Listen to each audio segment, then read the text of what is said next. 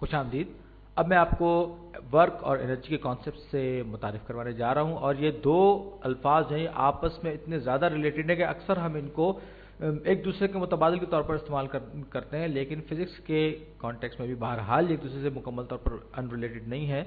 तो वर्क के बारे में जो मैंने विकिपीडिया से जो डेफिनेशन उठाई है, और जैसे कि आपको पता है कि फ़िज़िक्स में है जो है वो कुछ बातें ऐसी होती है कि सर्कुलर आर्गूमेंट्स या डेफिनेशंस जो होती है, सर्कुलर डेफिनेशंस होती हैं, तो उससे हमें थोड़ा सा कंफ्यूज हो जाते हैं। बहरहाल तो विकिपीडिया से जो मैंने डेफिनेशन ली है वो है कि एनर्जी ट्रांसफर्ड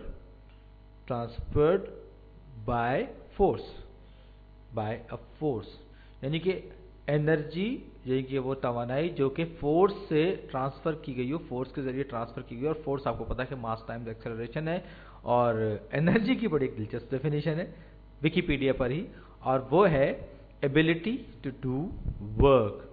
और जैसे कि मैंने पहले भी कहा था कि ये बड़े कंफ्यूजिंग डेफिनेशंस होती हैं, और ये शायद इस वजह से भी होती हैं क्योंकि वर्क और एनर्जी दो ऐसे कॉन्सेप्ट हैं जो एक दूसरे से बहुत ज़्यादा रिलेटेड हैं, एक दूसरे से बिल्कुल इंडिपेंडेंट हम इनको नहीं कह सकते। तो विकिपीडिया में जैसे कि मैंने बताया, एबिलिटी टू डू वर्क यानी काम करने की सलाहियत। और ये चीज़ें शायद आपको कंफ्यूज कर दें, लेकिन इससे आपको बहुत ज़्यादा इंफॉर्मेशन भी नहीं मिलती, और मेरा ख्याल है कि जब तक आप कुछ ना कुछ क्वांटिटेटिव चीज़ ना करें तब तक आपको ये बात समझ में भी नहीं आएगी। तो मैकेनिक्स में जब हम मैकेनिक्स की या काइनेमेटिक्स की बात करते हैं तो वर्क बराबर होता है फोर्स मल्टीप्लाइड बाय डिस्टेंस या डिस्प्लेसमेंट। और ये थोड़ा सा टीडियस हो गया, लेकिन ये मैं कलर चेंज कर लेता हूँ।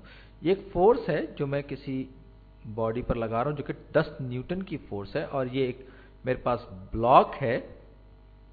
इस ब्लॉक का मास फर्ज कर लीजिए कि कुछ ना कुछ मास है, चलिए छोड़िए क्या मास है, और ये ब्लॉक जो है एक सर्टेन डिस्टेंस जो कि 7 मीटर का फासला है डिस्प्लेसमेंट ये तय कर लेता है। तो इस ब्लॉक पर जो फोर्स वर्क जो मैंने इस पर किया वो है, वर्क इस पर बराबर हो जाएगा 10 न्यूटन की फोर्स लगी इस पे, और डिस्प्लेसमेंट इसका 7 मीटर था, तो ये 70 न्यूटन मीटर्स। और आपको अगर याद हो तो न्यूटन मीटर्स दरअसल मेरा ख्याल है कि ये जूल्स होते हैं, और शायद पता नहीं मैं किसी वीडियो में बता चुका हूँ या नहीं बता चुका हूँ, अगर नहीं बताया तो मैं आगे बता दूंगा। तो न्यूटन मीटर जो होता है वो जूल्स के बराबर होता है, और जूल जो है वो एनर्जी का यूनिट है। और ये जो सर्कुलर डेफिनेशन जो दोनों मैंने विकिपीडिया से ली थी, वर्क की और एनर्जी की, इसका जो कन्फ्यूजन है वो अब आपको समझ में आ रहा होगा। और ये मेरा ख्याल है कि इन सर्कुलर डेफिनेशंस को अब हम छोड़ देते हैं, और हम सिर्फ इस टॉपिक पर, इस थीम पर कंसंट्रेट करते हैं कि फोर्स टाइम डिस्प्लेसमेंट या फोर्स टाइम डिस्टेंस जो है वही हमारा वर्क है। और हम अगर इसी एक चीज़ को फोकस कर लें तो फिलहाल हमारे लिए ज़्यादा बेहतर होगा। अब हम कुछ एग्जाम्पल्स करते हैं इन वर्ड। और अब मेरे पास ये देखिए, ये एक ब्लॉक है, ये मेरे पास एक अदद ब्लॉक है, और इसका मास m है, ये इसका मास आया, और ये एट रेस्ट है यानी रुका हुआ है, साकिन है। मैं इस पर अब एक फोर्स लगा रहा हूं, ये मैंने इस पर एक फोर्स लगाई जो कि F कहलाती है। अभी मैं नंबर्स नहीं लिख रहा, मैं सिर्फ सिंबल्स इस्तेमाल कर रहा हूं, और इसने ये एक फासला तय कर लिया, डिस्टेंस डिस्प्लेसमेंट d, और जाहिर बात है कि इस फासला तय कर लिया का मतलब यह है कि अब इसमें कुछ ना कुछ फाइनल वेलोसिटी भी आ गई। तो आपको पता है कि वर्क डन जो होता है वो बराबर होता है फोर्स टाइम्स डिस्टेंस। तो ये वर्क मेरे पास आ गया, मैं इस ब्लॉक को पुश कर रहा हूं, लेकिन साथ ही साथ मैंने जैसे कहा कि इसमें फाइनल वेलोसिटी भी कुछ ना कुछ आ गई। पहले तो ये बिल्कुल एट रेस्ट था, लेकिन अब ये कुछ इसने फासला तय कर लिया और इसकी कुछ ना कुछ वेलोसिटी भी हो गई है। तो ये फोर्स जो है इस ब्लॉक को मूव करा रही है। और आपको अगर याद हो तो हम फोर्स और एक्सेलरेशन के हवाले से कुछ फार्मूले कर चुके हैं। ये यहाँ स्टेशनरी था, यहाँ ये हरकत कर रहा है, ब्लॉक में वेलोसिटी भी आ गई है, और जब फोर्स लगेगी तो जाहिर बात है कि ये 0 से कुछ फाइनल वेलोसिटी पर आया, तो ये एक्सेलरेशन इसने यकीनन गेन किया होगा। तो अब आप ज़रा काइनेमेटिक्स की इक्वेशंस याद कीजिए, और अगर ना देखी हो तो आप पिछली वीडियोस देखिए। हमने प्रोजेक्टाइल मोशन में के हवाले से और लॉज ऑफ मोशन वगैरह के हवाले से हमने अच्छी खासी ये इस इक्वेशन पे हमने काम किया था। मैं कलर्स चेंज कर लूँ, और वो होता है square of the final velocity is equal to square of the initial velocity plus 2 times acceleration times distance covered या डिस्प्लेसमेंट ट्रेवल। तो अब इस सूरत में इनिशियल वेलोसिटी तो हो गई 0, इसको मैं कर दूं खत्म, ठीक। अब मेरे पास vf स्क्वायर्ड क्या रह गया, वो गया 2ad, 2 times a times d, ये डिस्प्लेसमेंट है। अब आप मजीद आइए, मैं एक्सेलरेशन को फोर्स की टर्म्स में लिख सकता हूं, या मुझे लिखना चाहिए। वो कैसे? फोर्स बराबर होती है मास टाइम्स एक्सेलरेशन। तो इस केस में मेरे पास एक्सेलरेशन क्या आ गया, एक्सेलरेशन मेरे पास आ गया फोर्स ओवर मास। तो vf स्क्वायर्ड को मैं लिख सकता हूं 2 times force over mass multiplied by displacement. और ये इसका मतलब क्या हुआ, हम इसको सिर्फ स्क्वायर रूट ले लेंगे तो ये हमारे पास आ जाएगा स्क्वायर रूट ऑफ 2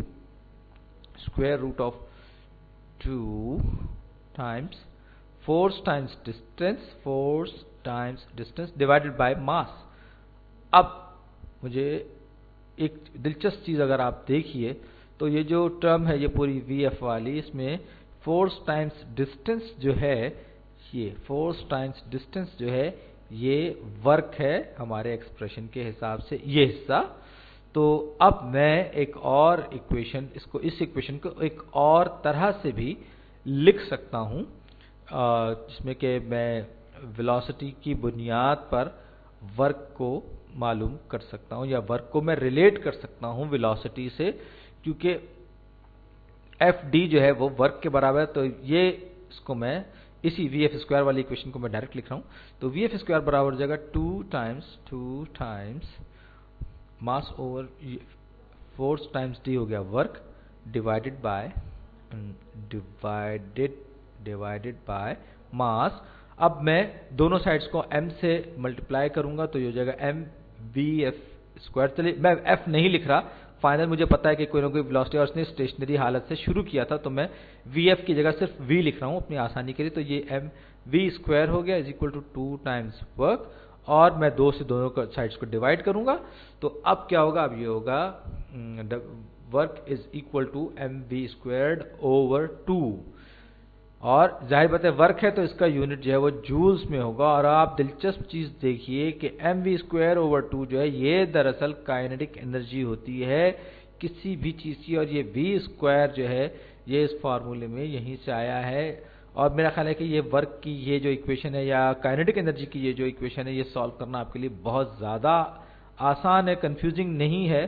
तो ये जो डेफिनेशन मैं आपको बता रहा था, ये जो पार्ट है, ये mv स्क्वायर ओवर 2 जो है ये काइनेटिक एनर्जी की का एक्सप्रेशन है, यानी कि हमें जो वर्क होगा वो उस बॉडी को इतने एक्सेलरेशन तक या इतनी फाइनल वेलोसिटी तक पहुंचाने में इस्तेमाल होगा। और इस तरह से भी हम, अगर हमें फाइनल वेलोसिटी मालूम हो तो हम बता सकते हैं कि किसी बॉडी ने कितना वर्क किया होगा कितना डिस्टेंस ट्रैवल करने के बाद। बहरहाल अब मेरी वीडियो का वक्त खत्म हो रहा है। अगली वीडियो में मैं law of conservation of energy पर भी बात करूंगा, और कुछ और फॉर्म्स की भी बात करूंगा जो कि एनर्जी तो होती हैं लेकिन काइनेटिक एनर्जी बहरहाल नहीं होती, और तरह की होती है। तो अगली वीडियो में मिलते हैं। शुक्रिया।